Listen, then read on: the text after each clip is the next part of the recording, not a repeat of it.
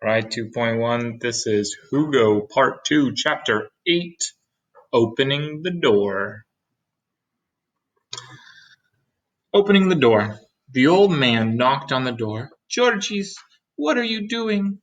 Everyone waited anxiously, but the old man didn't answer. There was no noise at all coming from inside. Georgies, the old woman said as calmly as she could, please unlock the door. She knocked again, but still he didn't answer. Suddenly there came a crash that was so loud they all felt it in their bones. Everyone jumped and ran to the bedroom door. It sounded as if the door of the armoire was being ripped off its hinges, or the dresser was being overturned, or worse, the old man had fallen and smashed his head.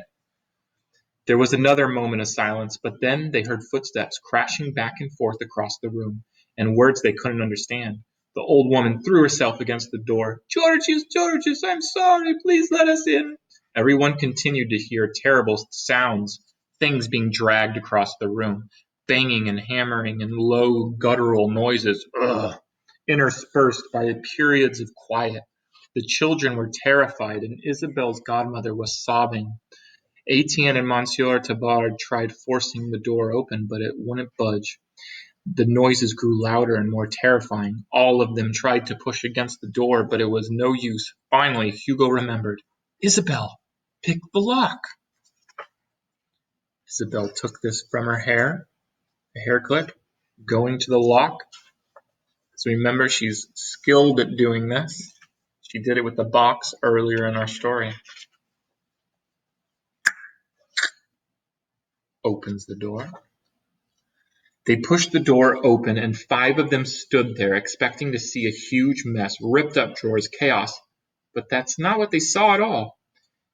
The bed had been pushed to the side. Georges Méliès was sitting at his desk that he had dragged to the center of the room, a pen poised in his hand as though he were a giant version of the automaton.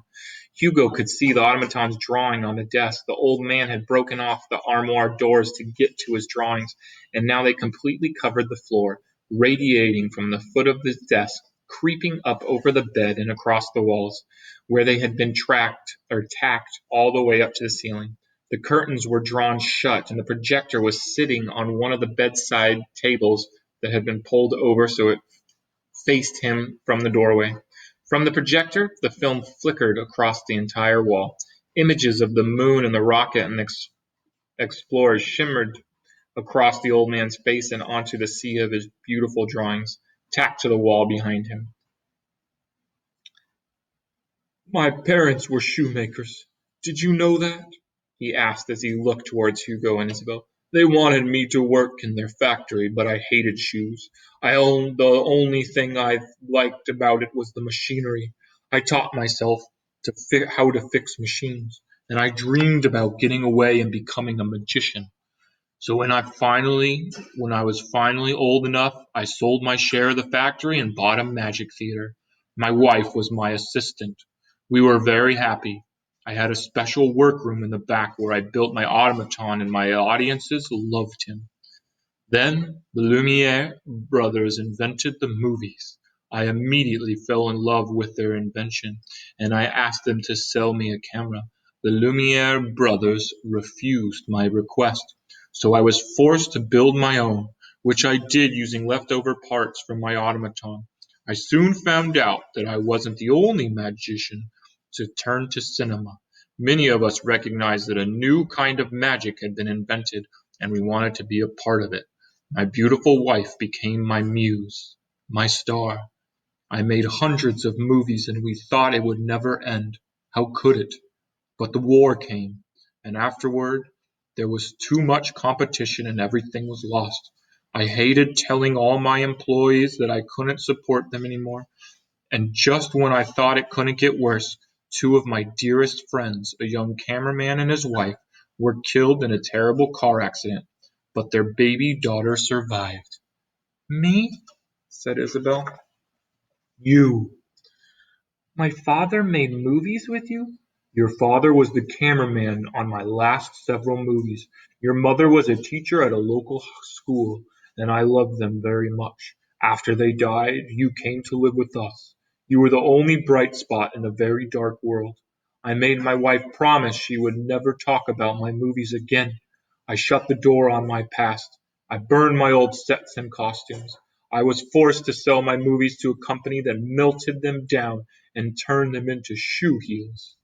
With the money I made from the sale of my films, I bought the toy booth, where I've been trapped ever since, listening to the sounds of shoe heels clicking against the floor, the sound of my films disappearing forever into the dust. I was haunted by those ghosts for so many years. The only thing I couldn't bring myself to destroy was the automaton, which I donated to the local museum. But they never put it on display, and then the museum itself burned. The only thing left was the extra key I had made for my wife as an anniversary present long ago, and even that disappeared eventually. I thought the automaton was gone forever, but I was wrong. Miraculously, it survived.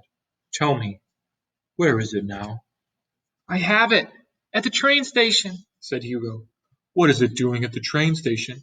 That's a very long story, said Hugo. Bring it to me. Yes, sir, said Hugo. I'll be right back. That's the end of chapter 8. Chapter 9, Hugo goes to the station.